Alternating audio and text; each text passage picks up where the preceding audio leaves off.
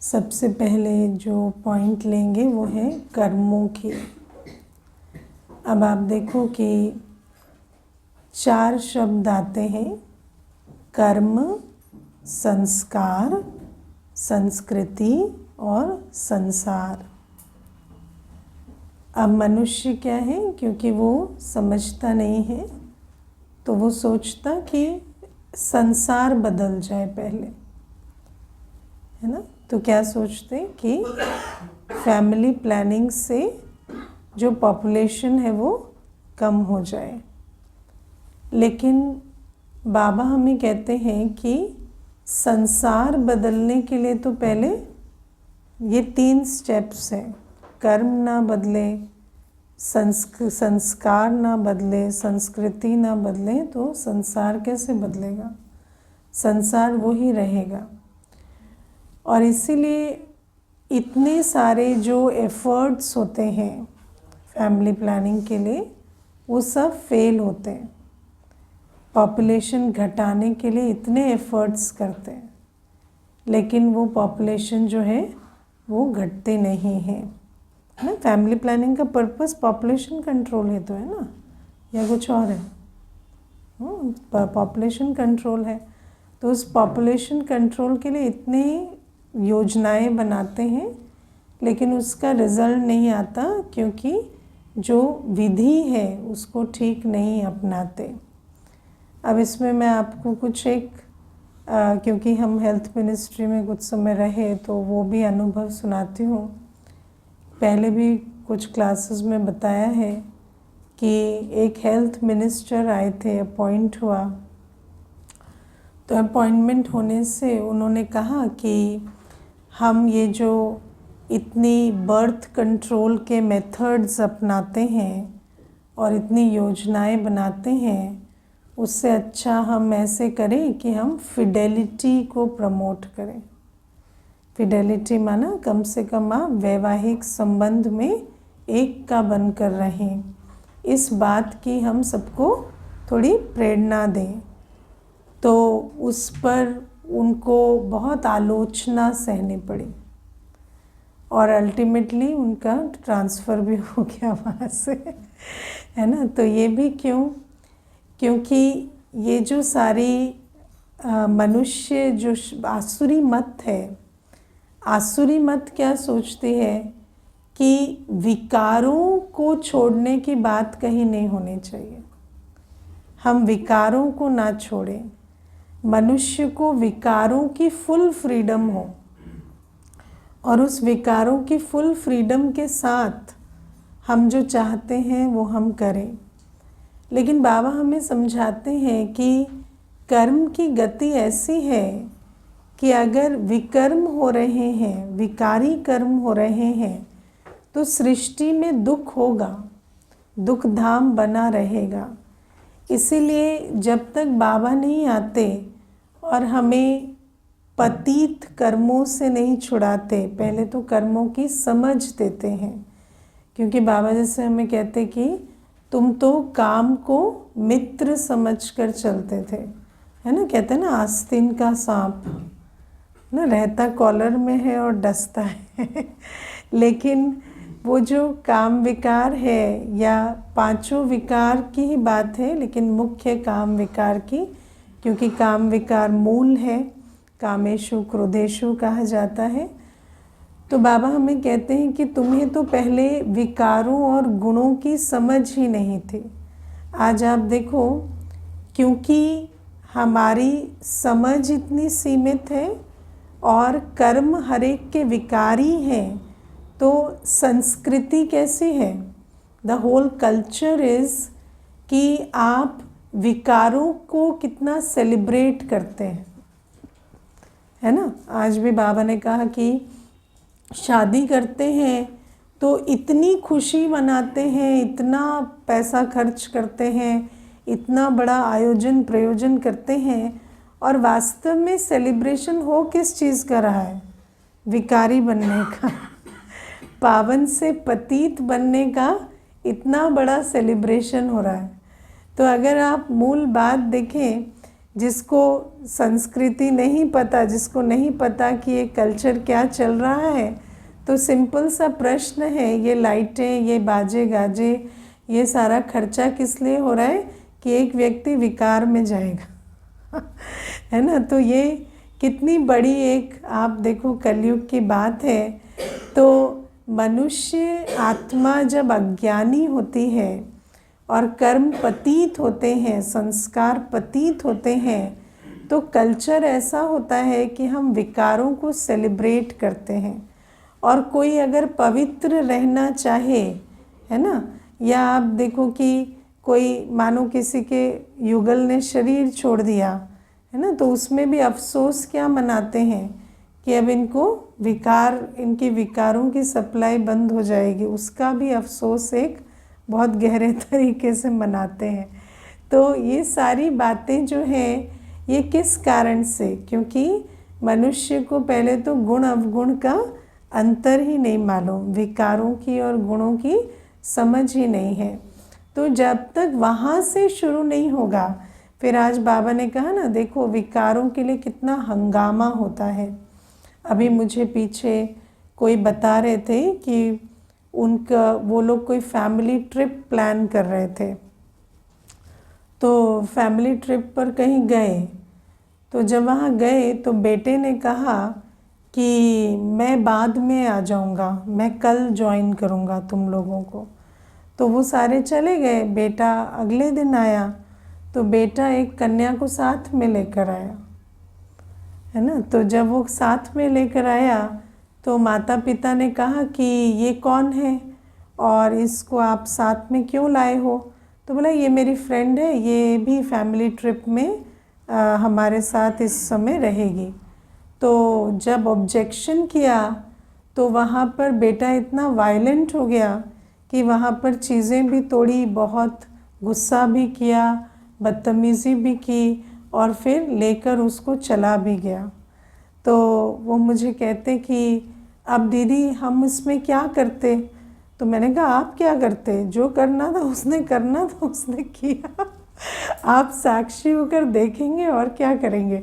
तो आप सोचो कि काम विकार कैसा है, कितना हंगामा कराता है। और उनकी जो बहन थी वो बेटे की, वो मुझे कहती कि दीदी ऐसा लग रहा था जैसे मुझे तो मार ही देगा, अगर मैंने एक शब्द भी कह दिया तो यहाँ तो मुझे मार ही देगा, इतना उसको क्रोध आया।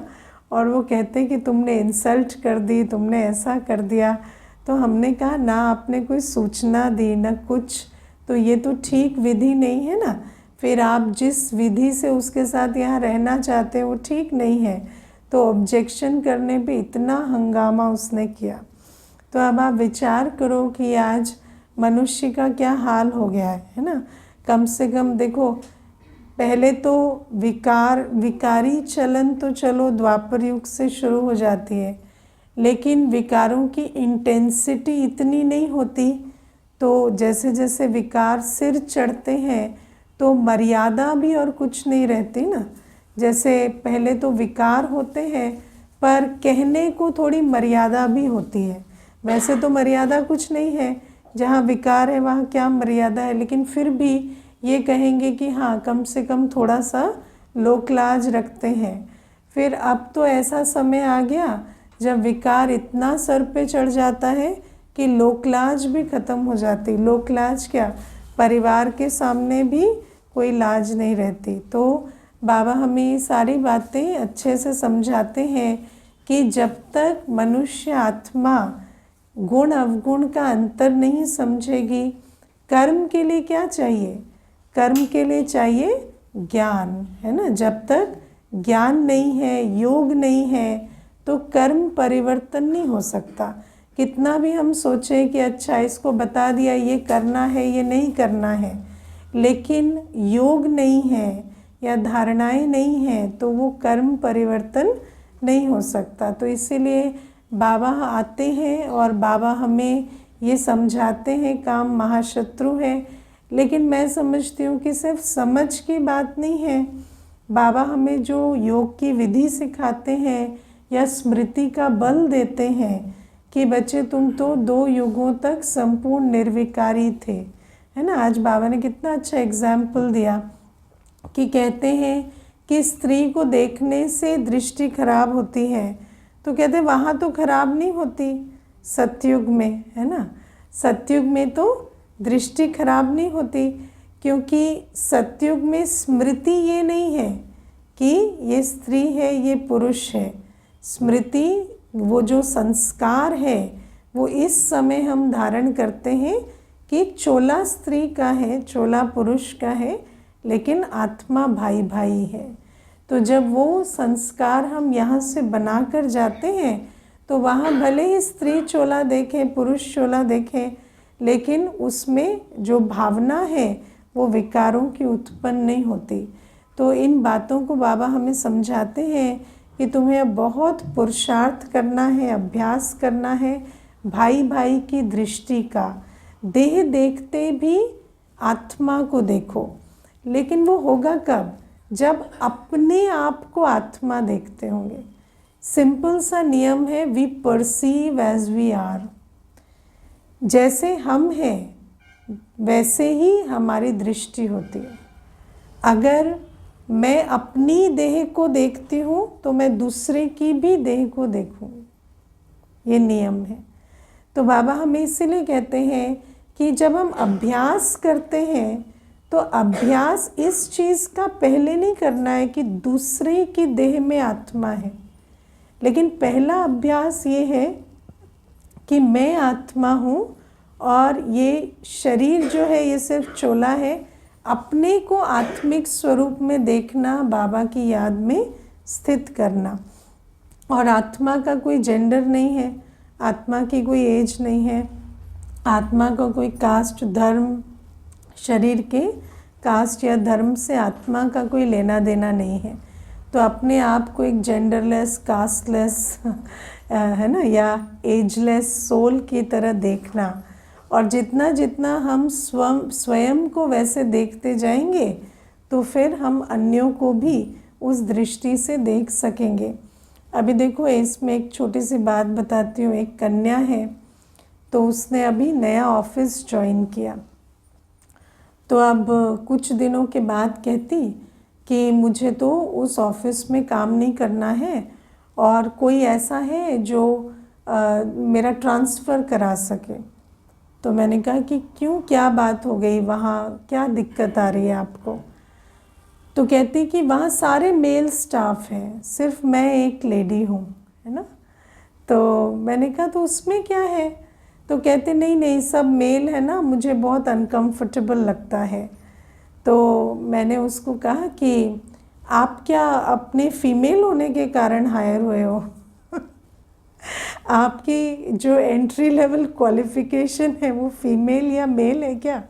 तो कहती नहीं, वो तो ये है कि मैं MBA हूँ और मैंने कहा जब आपकी एंट्री उस आधार से नहीं हुई तो आप तो अपनी योग्यता के कारण हायर हुए हो, तो आप अपनी योग्यता से काम करो, आप क्यों इस चक्कर में पड़ते हो? तो कहते नहीं, मेरी माँ सारे दिन कहती रहती है इतने सारे मेल स्टाफ के बीच अनकंफर्टेबल तो लगता है, पिताजी भी कहते हैं और सच में लगता भी है। तो मैंने कहा ऐसे तो आप कहीं भी जाओगे, अब आप दूसरे ऑफिस में मानो ट्रांसफ़र हुआ और उस ट्रांसफ़र में आप एक्सपेक्ट कर रहे हो कि वहाँ एक डिफरेंट मिक्स होगा, लेकिन मान लिया वहाँ भी यही रहा, तो आप तो फिर नौकरी छोड़ ही दो ना। फिर आप उस प्रकार से रहो, आप अपनी सेटिंग चुनो जहाँ पर है ना मेल फीमेल का कॉम्बिनेशन हो और वहाँ रहो। तो कहने का मतलब ये है कि आज आप देखो कि अगर हमारे अंदर ये सारे भान रहते हैं, ये मैं आपको एक प्रैक्टिकल ट्रबल बता रही हूँ कि अगर आप देह भान से या जेंडर कॉन्शियसनेस से ऊपर नहीं उठ सकते तो कई बार आप प्रोफेशनली भी आगे नहीं बढ़ पाते, है ना। तो बाबा हमें ये जो बातें समझाते हैं, ऑफ कोर्स बाबा तो हमें समझाते हैं कि तुम्हारा जो अल्टीमेट लक्ष्य है कि तुम सत्युगी सृष्टि के लिए तैयार हो जाओ, उसके लिए समझाते हैं। लेकिन भगवान जब देता है तो झोली भर कर देता है ना, तो उसके जो इम्प्लिकेशंस है वो कई जगह पर हमें हेल्प करते हैं। तो बाबा हमें इसीलिए कहते हैं कि जब तक ना समझाए कोई कि काम महाशत्रु है, जब तक तुम विकारी दृष्टि वृत्ति को ना बदलो, तब तक तुम काम विकार पर विजय नहीं पा सकते। और काम विकार पर विजय नहीं पाएंगे तो ये फैमिली प्लानिंग या पॉपुलेशन कंट्रोल की तो बात ही नहीं होती। ये तो सिर्फ एक छल है ना, क्योंकि जिस विधि से पॉपुलेशन बढ़ रही है वो विधि चलती रहे हम कहें और फिर पॉपुलेशन ना बढ़े तो ये तो बात नहीं है। लेकिन आप देखो मनुष्य मत ऐसी है, जैसे मैंने आपको वो मिनिस्टर की बात बताई, तो मनुष्य मत ऐसी है कि मनुष्य मत में व्यक्ति, जब ये बात हेल्थ मिनिस्ट्री में भी हुई थी तो जो बर्थ कंट्रोल के लिए जो डिपार्टमेंट सबसे ज़्यादा काम करता है तो उन्होंने यही कहा कि हम क्या इतने सालों से झक मार रहे हैं, जो आप ये सल्यूशन निकाल रहे हैं और आपको लगता है कि इससे सब कुछ हो जाएगा। तो ये जो बातें हैं, मनुष्य ये समझता है कि विकारों को छोड़ना इम्पॉसिबल है, बाकी सब कुछ पॉसिबल है। तो बाबा कहते हैं हाँ, हो सकता है वो बात कल तक राइट भी हो, लेकिन आज बाबा जो हमें ज्ञान का बल दे रहे हैं, योग का बल दे रहे हैं, उस आधार से अगर हम चलें तो हम विकारों पर जीत पाकर और एक निर्विकारी पवित्र सृष्टि की स्थापना कर सकते हैं। और बाबा कहते हैं जब हम ऐसे संस्कार बना लेंगे तो फिर उस संसार में पॉपुलेशन बहुत कम होगी, है ना। लेकिन जो मुख्य बात आज बाबा ने समझाई, जो मुझे उससे भी अच्छी लगी, वो ये कि जब हम फैमिली प्लानिंग कहते हैं, हम कहते हैं अच्छा 2 बच्चे हों, लेकिन हम ये नहीं कहते 2 बच्चे कैसे हों, है ना, क्वालिटी क्या हो उन 2 बच्चों की। मनुष्य हमेशा उस फिज़िकल स्टैटिस्टिक्स में जाता है ना, वो जो क्वांटिटी में कि 4 बच्चे नहीं होने चाहिए, 2 बच्चे होने चाहिए, देश की आबादी ऐसी होनी चाहिए। अच्छा, देश की आबादी भी कम हो गई, लेकिन क्वालिटी क्या है आत्माओं की, वो इम्पॉर्टेंट है। जैसे आज बाबा ने कहा कि एजुकेशन मिनिस्टर को समझाओ कि तुम्हें कैरेक्टर सुधारने हैं, है ना। अब आप देखो, जब हम एजुकेशन पॉलिसी बनाते हैं, हम सोचते हैं हमारे देश से इतने इंजीनियर निकले, इतने डॉक्टर निकले, इतने सीए निकले, वो तो ठीक है, लेकिन डॉक्टर कैसा हो, इंजीनियर कैसा हो, है ना, क्या उसको रहम दिल होना चाहिए, क्या उसको ईमानदार होना चाहिए, क्या उसको डिसिप्लिन होना चाहिए, उन बातों पर कोई फोकस नहीं करता। इसीलिए हम सब कुछ कर रहे हैं, बच्चे भी कम जन्म ले रहे हैं, है ना। आजकल तो आप देखो कि पहले की तरह ऐसा नहीं है। पहले तो आप किसी को भी पूछो कितने बच्चे, तो 10-12 बच्चे आम बात होती थी, लेकिन आज तो हर एक के 2 बच्चे। लेकिन क्या वो 2 बच्चे वो 12 बच्चों से कम दुख दे रहे हैं? वो बड़ा प्रश्न है, क्योंकि वो जो 2 बच्चे हैं वो बड़ा धरती का बोझ बनते जा रहे हैं, क्योंकि वो 2 ही जो है उनके कैरेक्टर्स इतने बिगड़े हुए हैं कि 12 भी होते थे। अब मेरे लौकिक पिताजी मुझे कहते थे हम लोग 12 बच्चे थे, लेकिन हमने कभी अपनी माँ को तंग नहीं किया। वो कहते थे हम गिर जाते थे ना तो उठ के मिट्टी लगा लेते थे वही जहाँ पर चोट आई है, और कभी किसी को कहा नहीं हमें चोट लगी, हमें चोट लगी। और तुम लोगों को तो क्या एक छींक आ जाती है तो सारे घर को सर पर उठा लेते हो। तो ये बातें हम बचपन में सुनते थे, लेकिन आज सच में विचार करते हैं कि एक एक आत्मा जब शक्तिहीन हो जाती है तो वो जो निर्बल शक्तिहीन आत्मा है वो तो बहुत बड़ी लायबिलिटी है ना। और अगर बच्चे ज़्यादा भी हैं, लेकिन अगर वो एक फोर्स है, अगर वो पावरफुल सोल्स हैं, तो वो तो एसेट है, उसमें क्या बुराई है। तो बाबा हमें ये बात समझाते हैं कि सिर्फ पॉपुलेशन कम की बात नहीं है, पॉपुलेशन की क्वालिटी की भी बात है। या सिर्फ ये बात नहीं है कि हमें इंजीनियर बनाने, डॉक्टर बनाने, टीचर बनाने हैं।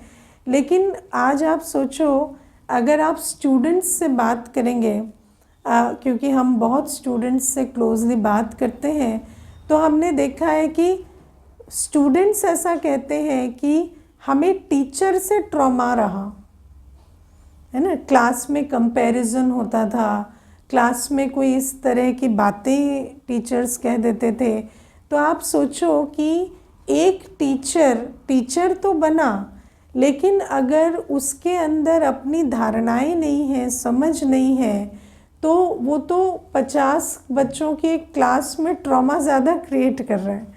तो बाबा इसीलिए हमें कहते हैं कि ये बात हमें एजुकेशन के सेक्टर में भी समझानी चाहिए कि मूल बात है कैरेक्टर बिल्डिंग, है ना। और चाहे वो घर हो, चाहे माता पिता की पालना की बात है, चाहे हम पढ़ाई की बात करें, मूल बात है वहाँ पर कैरेक्टर बिल्डिंग होनी चाहिए।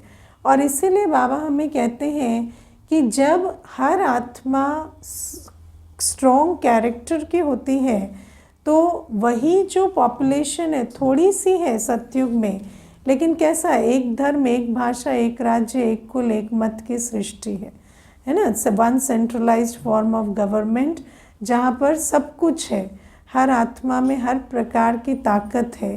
तो बाबा हमें कहते हैं ऐसी सृष्टि हमें बनानी है ना। मुझे एक बार किसी ने कहा था कि आप लोगों की टीम छोटी है पर अच्छी है है ना। तो आप सोचो ये बहुत बड़ा कॉम्प्लीमेंट है कि भले थोड़े हो लेकिन बहुत अच्छे बने। तो बाबा हमें कहते हैं ये जो क्वालिटी है इसको हमें क्रिएट करना है, लेकिन ये क्वालिटी सिर्फ कहने से क्रिएट नहीं हो जाती। अब आप देखो दुनिया में भी इस प्रकार के प्रयास होते हैं। तो ऑफिसेज में क्या कहेंगे, बॉस को नाम से बुलाओ, इसको नाम से बुलाओ, सर का कल्चर ख़त्म कर दो। लेकिन क्या सर का कल्चर ख़त्म कर देने से क्या स्नेह और सम्मान की सृष्टि बन जाती है, या सच में कोई आपस में जो हार्मनी आ जाती है। कई बार सोचते हैं कि अगर सर कहेंगे तो आप दूरी महसूस करेंगे, लेकिन अगर आप नाम से पुकारेंगे तो आपके बीच हार्मनी रहेगी, है ना। वो जो कल्चर है उसमें सब एक दूसरे के साथ हारमोनियसली रहेंगे। लेकिन ऐसा नहीं है, क्योंकि दूरी कहाँ है, दूरी तो दिलों में है।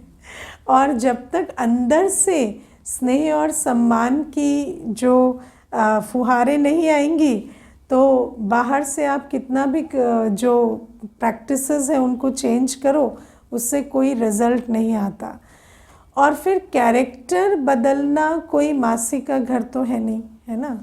तो बाबा हमें कहते हैं ये जो 63 जन्मों के पुराने पतित संस्कार हैं हमारे, इनको परिवर्तन करना कोई मासी का घर नहीं है।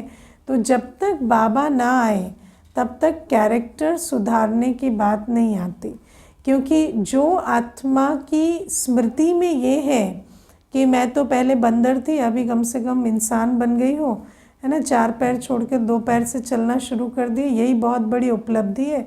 अभी पोलाइटनेस और नम्रता और, है ना, सहनशीलता और दिव्यता की तो बात ही छोड़ो। तो जब हमारी स्मृति में ये है तो हमारे कैरेक्टर कैसे सुधरेंगे।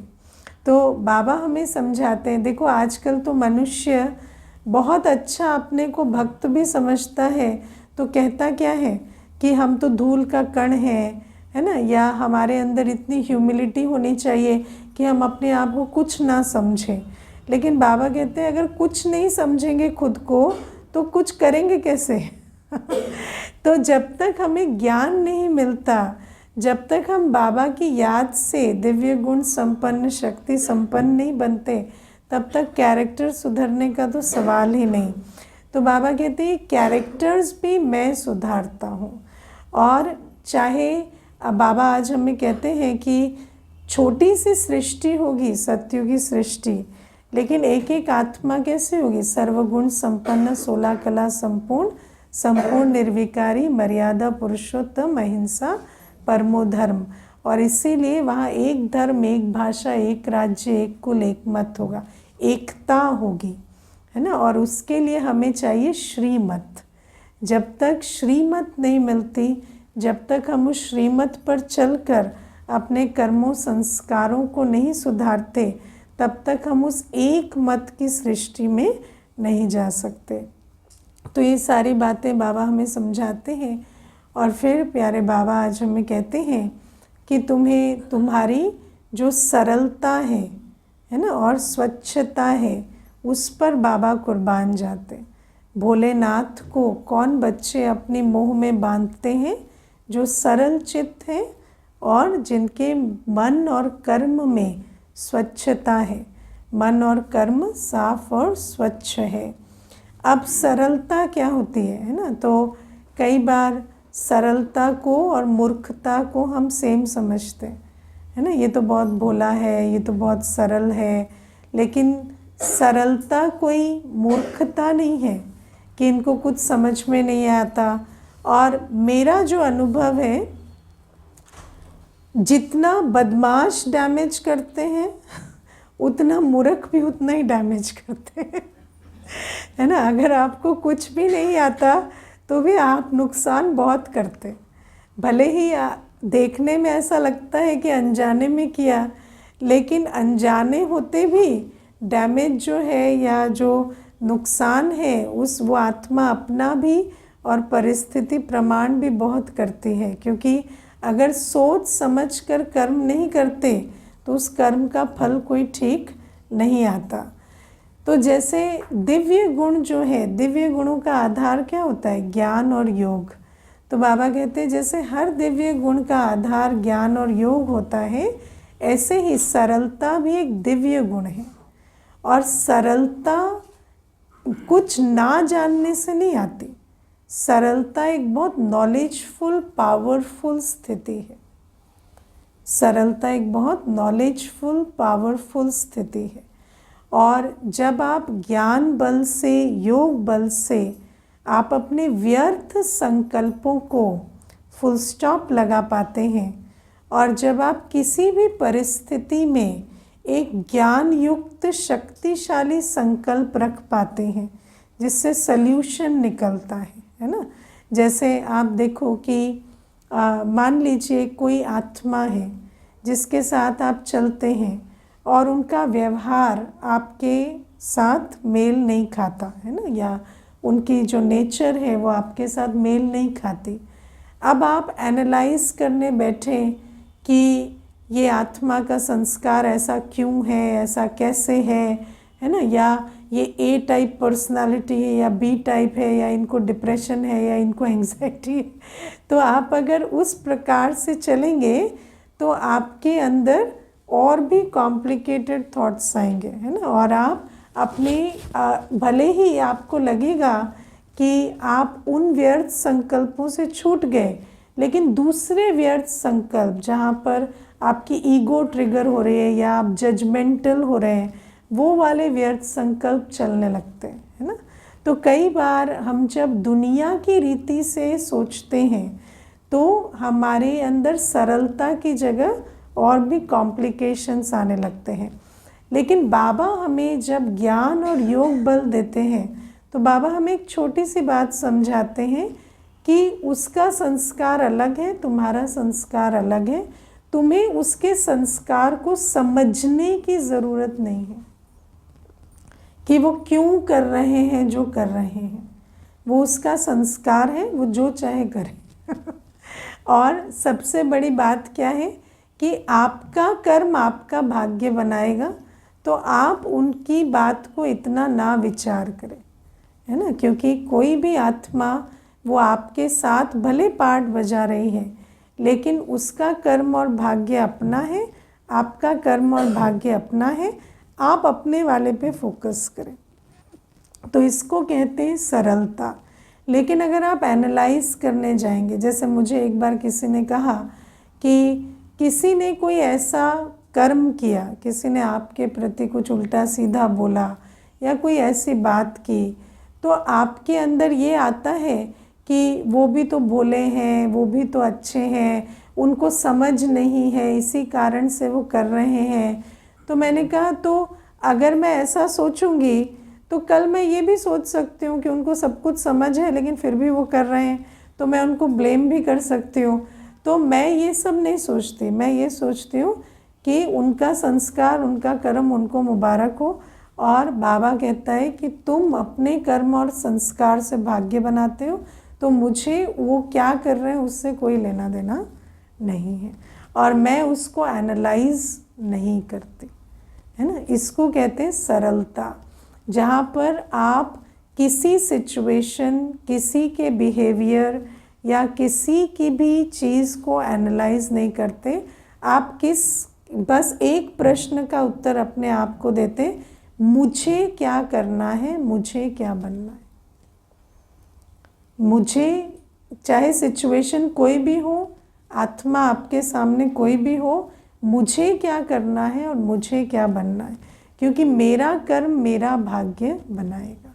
और इस सिचुएशन में मुझे कौन से गुण, कौन सी शक्तियाँ धारण करनी है, जिस आधार से हम अपना काम स्मूथली कर सके। तो ये होती है सरलता। और सरलता ज्ञान की, योग की पराकाष्ठा है है ना। क्योंकि जब आप बहुत अच्छी मैच्योरिटी में होते हैं तभी आप सरल हो सकते हैं, है ना। अगर आप देखेंगे तो बाबा हमें कहते हैं कि देवी देवताओं की क्वालिटी क्या है, इनोसेंट, है ना। तो बाबा हमें कहते हैं ये इनोसेंस कोई छोटी चीज़ नहीं है, ये इनोसेंस जो है ये तो दिव्य क्वालिटी है। और इसके लिए आपको ज्ञान बल को, योग बल को बहुत अच्छे से धारण करना पड़ेगा। अब ऐसा नहीं है कि अगर आप सोचते हैं, देखो बाबा हमें ये कहते हैं कि जो तुम करेंगे उससे तुम्हारा भाग्य बनेगा। लेकिन अगर आप ये मानते हैं कि कोई दूसरा आपका भाग्य बिगाड़ सकता है, तो फिर आप उस चक्कर से निकलकर सरल चित्त नहीं हो सकते, है ना। अगर आप ये सोचते हैं कि सामने वाला यदि आपके अगेंस्ट 10 काम करता रहे तो आपका भाग्य बिगड़ सकता है, तो फिर आप सरल चित्त नहीं हो सकते। लेकिन अगर आप ये समझ चुके हैं कि सामने वाला कुछ भी करे, अगर मैं नहीं सोच रही और मैं कोई ऐसा कर्म उसके रिएक्शन में नहीं कर रही, तो मेरा भाग्य कोई मुझसे नहीं छीन सकता। अगर आप ये समझते हैं, और कई बार हम ऐसी बातों में भी चले जाते हैं, अगर ये बात नहीं हुई होती ना तो ऐसा होता, या ये व्यक्ति विघ्न नहीं डालता तो इतना हम आगे बढ़ गए होते। लेकिन बाबा ने हमें ऐसी संकल्पों से भी फ्री किया है। बाबा ने कहा कभी ऐसे नहीं सोचना कि ऐसा होता तो ऐसा हो जाता, या वैसा होता तो, या ये नहीं होता तो शायद ये होता। लेकिन बाबा हमें कहते हैं जो भी हो रहा है वो कल्प कल्प हूबहू ऐसा ही होता है, और तुम जहाँ भी हो तुम कल्प कल्प यही पहुँचते हो। तो इसीलिए किसी भी आत्मा में, किसी भी परिस्थिति में हमें उलझना नहीं है। और जब आप ऐसे सरल चित्त होकर चलेंगे तो आप अपनी जो, आपकी जो प्रीफिक्स्ड डेस्टिनी है और जो आपका भाग्य है वहाँ तक आप पहुँच जाएंगे। और अगर आप कंपैरिजन मोड में रहेंगे तो वो जो आपका भाग्य है वो भी आपसे वंचित हो जाएगा, है ना। तो ये है। और दूसरी बात बाबा कहते हैं स्वच्छता, मन और कर्म में जिनके स्वच्छता होती है। आज आप देखो दुनिया में भगवान का आह्वान भी करते हैं तो स्थान को स्वच्छ करते हैं, है ना। तो बाबा हमें कहते हैं वो तो फिज़िकल बात कर देते हैं कि फिज़िकल मूर्ति की स्थापना करेंगे तो वहाँ पर, है ना, स्वच्छता उस प्रकार से रखेंगे। लेकिन बाबा हमें समझाते हैं कि बात फिज़िकल स्वच्छता की नहीं है, बात ये है कि तुम्हें अभी बाबा की लाइट माइट अपने तक, है ना, बाबा की जो सकाश है, बाबा की जो स्नेह है, बाबा की जो शक्ति है, वो तुम्हारे तक पहुँचेगी कब, जब तुम अपने मन और कर्म की स्वच्छता रखेंगे। जिसके कर्मों में स्वच्छता नहीं है, जिनका सुनना, देखना, खाना पीना, चाल चलन पतितों की है, जिनके जीवन में काम क्रोध है, उनको बाबा की लाइट माइट अनुभव नहीं होती, बाबा से समीपता अनुभव नहीं होती। और बाबा हमें कहते हैं मनसा में भी अपवित्रता नहीं होनी चाहिए। अगर आपका मन किसी और के लिए नकारात्मक सोचने में बिजी है तो उस मन में बाबा के स्नेह या बाबा से आप समीपता का अनुभव नहीं कर सकते। तो इसीलिए सबसे इम्पॉर्टेंट चीज़ जो है जिससे हम बाबा के साथ समीपता अनुभव करते हैं वो है सरलता। से आपका माइंड फ्री रहता है ना। जब आप टू मच थिंकिंग में नहीं जाते तो आपका माइंड फ्री रहता है ना। कई बार व्यक्ति सोचता है कि देखो एक इसमें और भी बात समझने की है। कई बार व्यक्ति कहता है मुझे चीज़ों को प्रोसेस करने में टाइम लगता है, करेक्ट है ना। जैसे कोई भी जीवन की बात है या कोई भी बात चल रही है तो उसको मुझे प्रोसेस करके फुल स्टॉप लगाने में टाइम लगता है। लेकिन अगर आप उस प्रोसेस में उस परिस्थिति या व्यवहार को प्रोसेस करने की कोशिश कर रहे हैं तो आपको टाइम लगेगा। लेकिन अगर आप उस प्रोसेस में जो बाबा ने हमें आत्मा समझ बाबा को याद करने की विधि दी है उसको यूज़ कर रहे हैं तो आप फुल स्टॉप पे बहुत जल्दी आ सकते हैं, है ना। कई बार व्यक्ति क्या करता है, सोचता है हम बहुत एनालाइज करेंगे ना तो सल्यूशन निकल आएगा।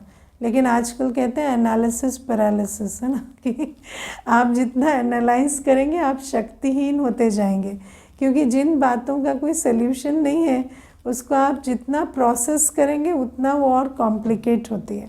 तो इसीलिए बाबा हमें कहते हैं कि सरलता माना बाबा ने जो हमें ज्ञान योग के अस्त्र शस्त्र दिए हैं उसको यूज़ कर अपने मन को फुल स्टॉप स्थिति में लेकर आना। और जब ऐसी अवस्था होती है तो वो मनमनाभव बहुत जल्दी हो पाता। और दूसरी बात है कि मनमनाभव तब होगा जब मन और कर्मों में स्वच्छता होगी। आपने अनुभव किया है कि जब आपका मन किसी के प्रति मैला होता है तो उस समय आप कितना भी चाहे आप बाबा से योग नहीं लगा पाते, है ना। आपका योग उसी व्यक्ति से लगा होता है। या अगर आपके जीवन में अस्वच्छता है, आपका भोजन अशुद्ध है या आपकी चाल चलन विकारी है तो ऐसी अवस्था वाली आत्मा का भी योग कभी लगता नहीं। तो बाबा इसीलिए कहते कि सहज योगी जीवन बनानी है तो विधि से सिद्धि पाओ। और विधि क्या है कि अपने मन कर्म को स्वच्छ रखो और सरल चित्त बनो। अब आज मेरे मन में एक और बात आ रही थी। देखो बाबा कई बार कहते हैं कि जो आत्माएं कल पहले बाबा के पास आई थी वही इस कल्प भी आएंगी, है ना। और मुझे याद है एक बहन है समर्पित है सेंटर पर, तो मैंने उसको एक बार पूछा आपको क्या समझ में आया जो आप समर्पित हो गए। तो मुझे कहती कि मुझे टोली बहुत अच्छी लगती थी ना तो मैं तो टोली खा खा के समर्पित हो गई। तो मैंने कहा टोली अच्छी तो सबको लगती पर इतनी अच्छी लगती आपको कि आप टोली के लिए समर्पित हो गए। तो कहती हाँ छोटी भी थी और टोली खा खा के ही समर्पित हो गई। मैं आपको ये बात बता रही हूँ, शायद मैं स्टेज पे ना बोलूँ लेकिन मैं तो टोली खा खा के ही समर्पित हो गई। तो ये बात मैं आपको क्यों बता रही हूँ, क्योंकि आप देखो मनुष्य को क्या अच्छा लगता है क्या बुरा लगता है उसका कनेक्शन उसकी स्मृति से होता है ना। साइंस में एक नियम है माइंड थिंक्स बाय एसोसिएशन। आपकी मेमोरी ट्रैक में आपकी स्मृति में जो बातें हैं अगर वो बातें ट्रिगर हो रही हैं, है ना, कभी आपको सुख मिला है और वो सुख की मेमोरी ट्रिगर हो रही है तो आपको आज उस परिस्थिति में सुख का अनुभव होगा, है ना। तो ये माइंड एसोसिएशन से सोचता है। जब हम बाबा के पास आते हैं तो हमें बाबा के घर में सब कुछ अच्छा लगता है ना। इसका ये भी कारण है कि अच्छा है, लेकिन अगर अच्छा है तो सबको अच्छा नहीं लगता कई बार देखो एक बार एक भाई आया था तो कहता कि मुझे तो बिल्कुल अच्छा नहीं लग रहा है, मुझे 2 मिनट भी यहाँ बैठने का मन नहीं कर रहा है ना। तो कई बार ऐसा भी होता है कि कोई आत्मा होती है उसको बिल्कुल अच्छा नहीं लगता सेंटर पर और कोई होता है जिसको वाइब्रेशन भी बहुत अच्छे लगते हैं, जिसको बाबा के गीत भी बहुत अच्छे लगते हैं। आज जैसे वो गीत बज रहा था ना, ब्रह्मलोक का रहने वाला, तो मुझे याद है एक माता ज्ञान में आती थी, तो जब वो गीत सुनती थी ना तो बिल्कुल उसकी आँखों से ऐसे धार बहती थी और मुझे कहती थी कितना अच्छा गीत है ना दीदी। तो मैं उसको कहती थी अच्छा तो है पर मुझे नहीं पता इतना अच्छा है, क्योंकि मेरा फेवरेट गीत कोई और था, है ना। तो लेकिन उस माता को वो गीत बहुत अच्छा लगता था। अब ये सारी बातें क्यों होती है? कई बार हमें बाबा के घर के गीत अच्छे लगते हैं, टोली अच्छी लगती है। अब टोली में जब टोली भी हम खाते हैं तो हमें वो स्मृति, जो 5000 वर्ष पहले की स्मृति है ना, वो स्मृति आती है। तो बाबा के पास जब हम आते हैं तो बाबा के घर में जो वाइब्रेशन हमें अच्छी लगती है, ज्ञान अच्छा लगता है, गीत अच्छे लगते हैं, टोली अच्छी लगती है, उसका कारण ये तो है ही कि हाँ ईश्वरीय है, भगवान का है, लेकिन साथ साथ ये भी है कि आप भी देवता हैं। ऐसा नहीं है कि देखो, आप देखो दुनिया में भी कहते हैं ना कि कोई तो भजन कीर्तन सुनता है तो भगवान के नज़दीक जाता है, लेकिन कोई भूत पिशाच होता है तो भगवान से दूर भी जाता है ना। वहाँ अगर आप कीर्तन भजन करेंगे तो वो भाग जाएगा। तो इसी प्रकार से बाबा हमें कहते हैं मैं तो भगवान हूँ, लेकिन तुम्हें मैं अच्छा तब लगूँगा जब तुम भी देवता हो। अगर तुम देवता नहीं हो, तुम बाद में आने वाली आत्मा हो, तो तुम्हें इतना अच्छा नहीं लगूँगा, है ना। या इस प्रकार से तुम्हें दिल नहीं होगी कि बिल्कुल बाबा से चटक जाए। तो ये जो बातें हैं ये कभी कभी विचार में आती हैं कि खेल कितना वंडरफुल बना हुआ है कि प्रैक्टिकली देखो तो लगता है हाँ ईश्वरीय पाठ चल रहा है, भगवान का कार्य चल रहा है, तो हमें बहुत, है ना, बाबा से ये अनुभव हुआ, वो अनुभव हुआ। लेकिन उस अनुभव का आधार भी हमारा ड्रामा या हमारा पाठ ही है कि हम उस दैवी कुल की आत्मा हैं, हम संगम युग में इतने सुख का अनुभव बाबा से करके गए हैं, तो उस सुख की स्मृति हमारी ट्रिगर होती है और हमें सुख अनुभव होने लगता है। मुझे याद है एक भाई एक बार आया था, तो जब गीत बजता था ना तो ऐसे करता था। तो मैंने उसको कहा कि क्या हुआ? तो कहते ये आपका म्यूज़िक ना बहुत बैडली डन होता है। तो मुझे तो उसी दिन समझ में आ गया तो ज्ञान में नहीं चलेगा। जिसको म्यूज़िक अच्छा नहीं लगता बाबा का, वो ज्ञान में कैसे चलेगा? और सच भी वो 4 दिन आया, उसके बाद वो नहीं आया। तो ये बातें भी क्या है कि अब बाबा के गीत में कोई ऐसा नहीं है कि कोई संगीत की कमाल होती है या वैसा होता है, लेकिन दिल को मीठा क्यों लगता है? जो कल्प पहले वाली आत्मा है उसको मीठा लगता है, जो नहीं है उसको नहीं लगता है। तो बाबा हमें ये सारी बातें कितने वंडरफुल ज्ञान और वंडरफुल जो ड्रामा में जो नूंद है उस अनुसार कैसे हमारा भाग्य बनता है, ये बातें भी समय समय पर समझाते हैं। अच्छा, ओम शांति।